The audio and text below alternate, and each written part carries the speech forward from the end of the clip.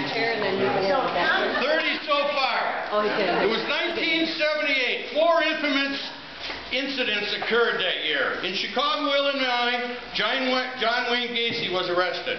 In Jamestown, Indiana, 900 people died drinking poison Kool-Aid at Florida. And at Florida State University, Ted Bundy killed two co-eds. And in Racine, Wisconsin, Simon Mark Miller was born. He was a high school wrestler, and in one match, he was pitted against a muscle-bound girl. True story. Luckily, he won the match, or he might be an interior decorator or a hairstylist right now. He followed in his parents' footsteps and graduated from the University of Wisconsin. Received a landscaping architectural degree. And I'm not saying he's lazy, but when he was researching around the country where he'd work, he picked Virginia because it had the smallest rocks. On any given day, there's over 20,000 co-eds in Madison. But in 5 years, Simon couldn't find Miss Right. Then he went to Virginia and found the love of his life, Margaret, his favorite Southern belle. When Simon was in Richmond a short time, living in a nice neighborhood, there was a break-in in the alley behind his house.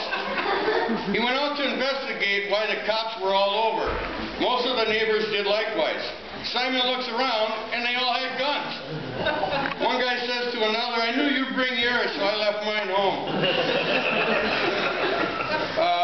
I don't think it's much for tourist attractions down there, because when Brene and I visited him, he took us to a couple of sites of the D.C. sniper shootings. There was a chalk line there until the last rain.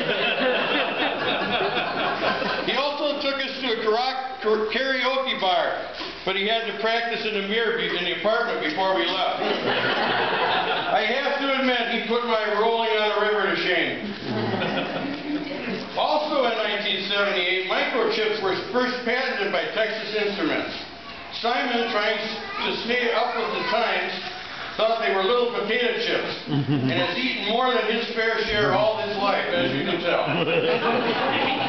In 78, Taxi, Mork and Mindy, and were hit sitcoms. Staying Alive by the Bee Gees was the top record. Ashton Kutcher, Katie Holmes, and Kobe Bryant were all born in that year. Maybe if you were a foot taller, you wouldn't have to push rocks and dirt around all day.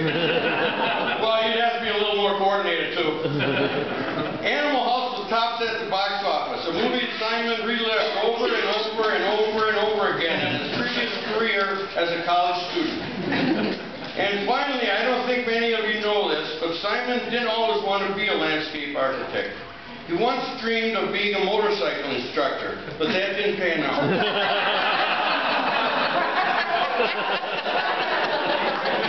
Okay. Now for mom. 60 so far. A long, long time ago in a land far, far away. Gloria and Jean Lister welcomed into the world a curly-haired little darling. Oh wait, she was bald then. Barbara. They decided on no middle name, speculating that one day she might be famous and influential and go by a single name like Cher, Madonna, Oprah, or Borat. Back in the U.S., give 'em hell, Harry Truman was re-elected president over Thomas Dewey and Strom Thurmond.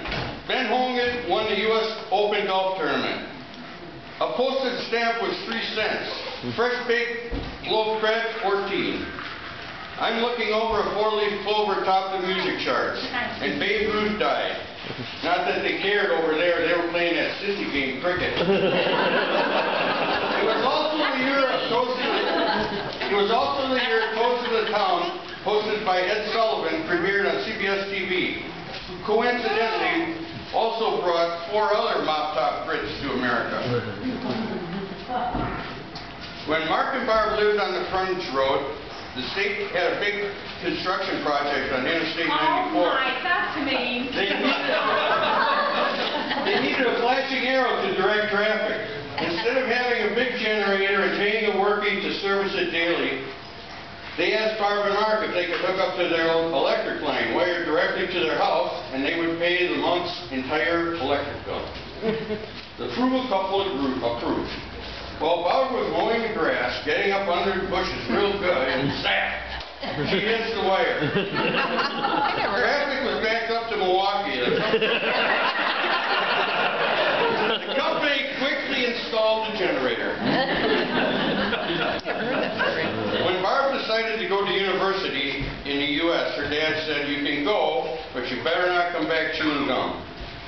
Kind of ironic that she lived on the Wrigley estate.